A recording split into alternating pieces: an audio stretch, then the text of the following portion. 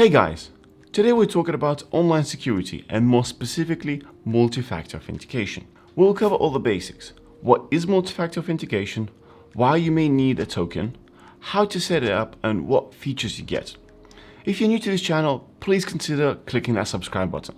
Jumping straight into it. So why would you want a multi-factor authentication in the first place? Well, this is an easy one. Having more protection in most cases is better. First tip is to always have a secure password everywhere. And for this, I would recommend using a password manager. We've used LastPass and 1Password and find both are great. As time goes by, if one of them adds a cool new feature, the other one seems to follow. If you're split between them, choose based on price and features you actually require today. Now that you have a long and complicated password, does that mean you're all secure? Well, the answer is kind of, but not really.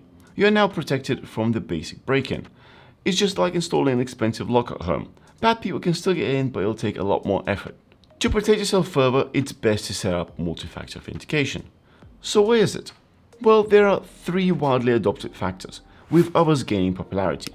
The first and the most adopted factor is knowledge. This is something that you know, such as an aforementioned password, PIN, or even some sort of a secret answer. Second is possession factor, which is something that you have. These come in different formats. The most popular right now are one-time passwords, also known as OTPs. This can be an authentication app that every certain amount of time generates a new code, or you can receive a code over an SMS or an email. It can also be something more physical, for example RFID card or little hardware tokens. Third is the inheritance factor. This is something that you are. This is something that is referred to as biometrics. It can be your fingerprint, your eye, your facial characteristics, or even your voice. There are also less common ones like time and location factors. These come in very handy when dealing with payments using credit cards. For example, if a person is paying for something, let's say in New York, and a few minutes later there is a payment request coming from Sydney, it is reasonable to assume that the person is not in both of these locations and authentication should fail. Now that you have the basics down, let's jump into what I would consider an absolute minimum security you should have. A two-factor authentication. As an example, it could be something that you know, a password, and something that you have. Let's say your phone, where you receive an SMS message or use an authentication app. These, in most cases, are good enough, but they do have a few flaws. SMS is inherently insecure, and there have been multiple recorded cases of targeted attacks where attackers hijack the text messages and then gain access to their accounts. Authenticators work as well, but they do not talk to the end platforms. So if you have somehow ended up on an attacker's spoof website and type in the code, this can also lead to a break-in. To keep your money and data secure, you can opt for a physical token. They work slightly differently. When you first register your token on a service, they create a pair of cryptographic keys, private and public. The private key is stored on a device and the public key is stored on the server. Your credential data then is encrypted using your private key and can only be decrypted using the public key on an end service. So even if you were to enter your details on a spoofed website, since they do not hold your public key, your authentication would fail and your data would still stay secure. I have personally been using password managers for many years and I've had a few crazy secure accounts broken into. Most often it was my own fault, where I've managed to log into a service from an unsecure location that had a keylogger installed on, or a service was compromised any other way. With two-factor authentication, I receive a prompt and immediately know that there is something fishy going on. So I urge anyone who doesn't have it yet, go on and set it up as soon as possible. To those who are looking to take yourself to the next level of security, I recommend using physical tokens. Here we have two keys from Yubico, the YubiKey 5 NFC and YubiKey 5 CI. They support a whole catalog of different services such as Google, Facebook, LastPass, 1Password, and so on. The notable difference between these two is the way you connect.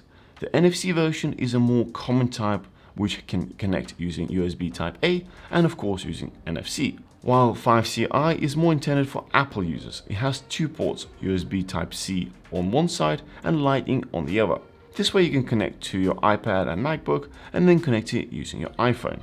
The NFC version has water and crush resistance, so you know it's built to last.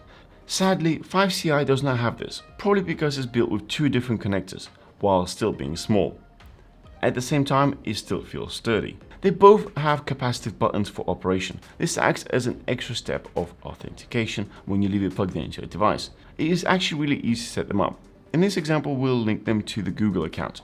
First, you need to log in and open up Google account settings. Then select security and click two-step verification. This will prompt you to type in your password. Once in, click show more options and select security key.